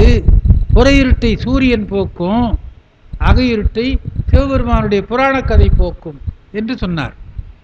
அதுபோல எல்லாரும் காணுகின்றது போல இந்த மந்திரம் எல்லாருக்கும் ஒளி தருகிறது, சொல்லக விளக்கது. சொல்லுகிற போது பிரகாசமாக ஒளி பெறுகின்ற விளக்கு போல இருந்து ஜோதியாக காண்பது நமச்சிவாய மந்திரம்.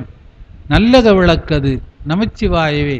எல்லோருக்கும் நல்லதை செய்கின்ற உள்ளத்திலே ஏற்றுகின்ற விளக்காக இருந்து உள்ளத்திலே எந்நாளும் ஒளிருகின்ற விளக்காக.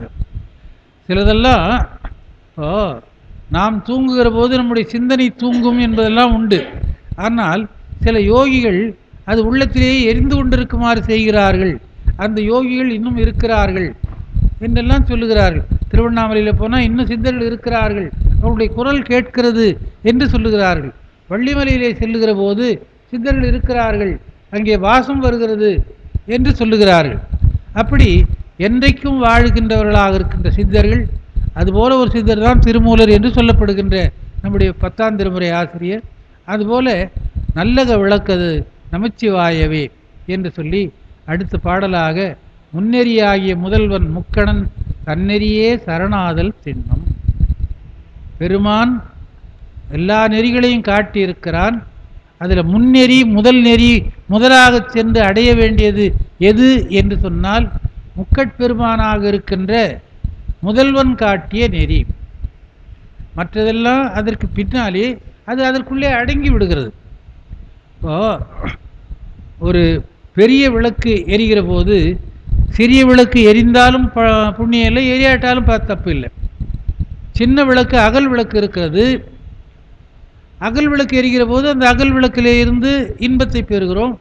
அதே நேரத்தில் கரண்ட் இல்லாத போது அந்த விளக்கு நமக்கு வெளிச்சம் தருகிறது. மின்சாரம் பெரிய டியூப்லைட் எரிகிற போது அது எரிந்தாலும் அந்த ஒளி அதற்கு முன்னாலே தெரிவதில்லை. அதனாலே முக்கண்ணனாகிய சிவபெருமானுடைய 5 எழுத்து மந்திரம் பெரிய விளக்காக இருக்கிறது. அவனே ஜோதி வடிவானவன். அவனுடைய மந்திரமாக இருக்கின்ற அந்த 5 எழுத்து மந்திரம் நமசிவாய மந்திரம் எல்லாருக்கும் ஒளி கொடுப்பது.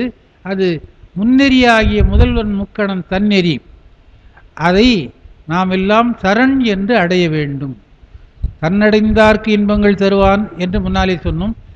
நீயலால் கதி இல்லை பற்று மற்ற எனக்கு இன்றி நின் பாதமே சிந்தித்தேன் என்று சொல்லுவது போல பெருமானே துணை என்று சரணடைந்தால் அந்நெறியே சென்று அங்கு அடைந்தவர்க்கெல்லாம் நன்னெறியாவது நமச்சிவாயவே என்று சொல்லுகிறார். இறுதியாக பெருமாட்டி பக்கத்திலே கொண்டு, ஏனென்றால் அருள் கொடுப்பவள் அவளாக இருக்கிறாள் என்பது சாஸ்திரங்களெல்லாம் நமக்கு சொல்லுகிறது. சிவபெருமான் வா என்பது அருளாகிய சக்தி என்று சொல்லுகிறோம். மாப்பிணை தழுவிய மாதொரு பாகத்தன் பூப்பிணை திருந்தடி பொருந்த கைதொழ நாப்பிணை தழுவிய நமச்சிவாயப்பத்து ஏத்த வல்லார் தமக்கு இடுக்கண் இல்லையே என்று பதிக பயனாக சொல்லி பெருமாட்டியோடு வருகின்ற பெருமான் அவன் மாதுரு பாகத்தன். அதுதான் பெருமானுக்கு தொன்மை கோலம் என்று மாணிக்கவாசகர் சொல்லுகிறார். தொன்மை கோலமே சென்று உதாய் கோத்தும்பி என்று சொல்வது போல மாதுரு பாகனாக இருக்கிற வடிவம்தான் பழைய வடிவம், தொன்மை வடிவம், தொன்மை கோலப்பிரான் என்று சில பேர் அதை போட்டு வழிபாட்டு மன்றமாகவே வைத்திருக்கிறார்கள். அந்த மாதுரு பாகத்தன் பூப்பிணை திருந்தடி பொருந்த கைதொழ மலர் போன்ற திருவடிகளை பொருத்தமாக தொழுவது. அது என்ன பொருத்தமா?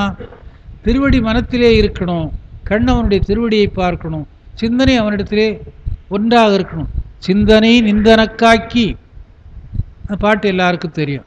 அதனாலே அப்படி இருந்தால் பெருமான் எல்லா அருளையும் செய்வான் என்று சொல்லி பொருந்த கைதொழ நாப்பிணை தழுவிய நமச்சிவாயப்பத்து நற்றவா உனை நான் மறைக்கினும் சொல்லும் நான் நமச்சிவாயவே என்று சொன்னது போல துஞ்சலும் துஞ்சலில்லாத போதும் ஓதுகின்ற மந்திரம் 5 எழுத்து ஆகையினாலே நாப்பிணை தழுவிய நமச்சிவாயப்பத்து ஏத்த வல்லார் தமக்கு இடுக்கண் இல்லை துன்பம் வராது என்று ஆணையிட்டு சொல்வது போல பதிகப்பயனை சொல்லி அப்பர் பெருமான் இந்த பதிகத்தை நிறைவு செய்கிறார்.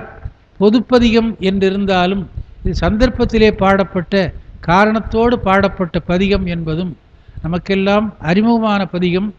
அடியேன் உங்களுக்கு என்னால் இயன்ற சில கருத்தை சொல்ல உங்களையெல்லாம் கேட்குமாறு செய்த சிவஞான அறக்கட்டளையினுடைய நிறுவனர் அவர்களுக்கும் என்னுடைய பணிவான வணக்கத்தை சொல்லி கேட்ட பெருமக்களை வணங்கி இந்த அளவிலே நிறைவு செய்து கொள்கிறேன். நமச்சிவாய வாழ்க. நன்றி, வணக்கம்.